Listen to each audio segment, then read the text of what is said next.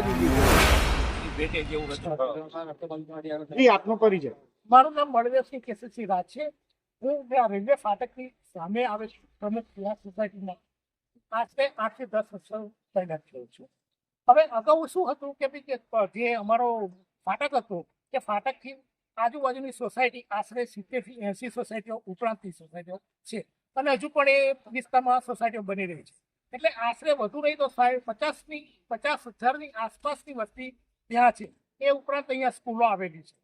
સવારમાં ઉઠતાની સાથે અમારે શાકભાજી લેવા બાળકોને મૂકવા માટે સ્કૂલે જનારા લોકો એટલા હેરાન થાય છે. દેખાય છે સામે, પણ રેલવે તંત્રએ પગલાંની નિર્ણય લઈ અને જે ફાટક ટૂંક સમયમાં બંધ કર્યો છે અને કોઈને જાણ નથી કરી. હવે અમારે સામાન્ય શાકભાજી 100 રૂપિયાનું શાકભાજી લેવા માટે લગભગ 2.5 થી 3 કિલોમીટર દૂર જવું પડે. 100 રૂપિયાનું બીજું પેટ્રોલ ભાડું ટૂંકમાં કહીએ તો. એટલે આ બાબતે અમે અગાઉ પણ માનનીય ધારાસભ્યશ્રીઓ, કલેક્ટર સાહેબને રજૂઆત કરેલી છે અને એમણે પણ એવું કહ્યું છે કે આ બધું અમારી સત્તા મર્યાદા બહાર છે, પરંતુ તમે આવેદનપત્ર આપો. એટલે અમે એમાં ભલામણ કરી અને કચેરી તરફ રવાના કરી છે. એટલે હવે પ્રશ્ન જે છે એ સેન્ટ્રલ વાળા રેલવે તંત્રનો છે.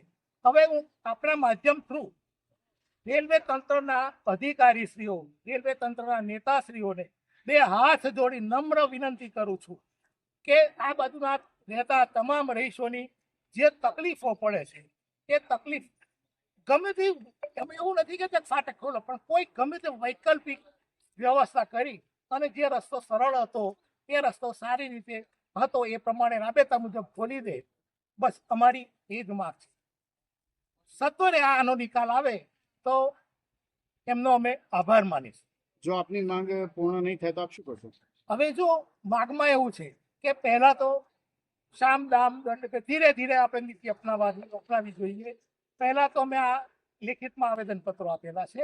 ત્યારબાદ રહીશોનું કહેવું એવું છે કે ભાઈ હવે આપણે જો જરૂર પડે તો ઇલેક્શન ટૂંક સમયમાં આવે છે એટલે એનો પણ બહિષ્કાર કરવા સુધીની દરેકની તૈયારી છે.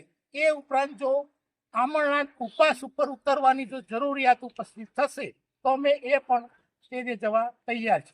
અમે અહિંસાના ગાંધી ચીધા માર્ગે તમામ અમારા જે પ્રશ્નો છે હલ કરવા માટે અમે પગલાં લઈશું.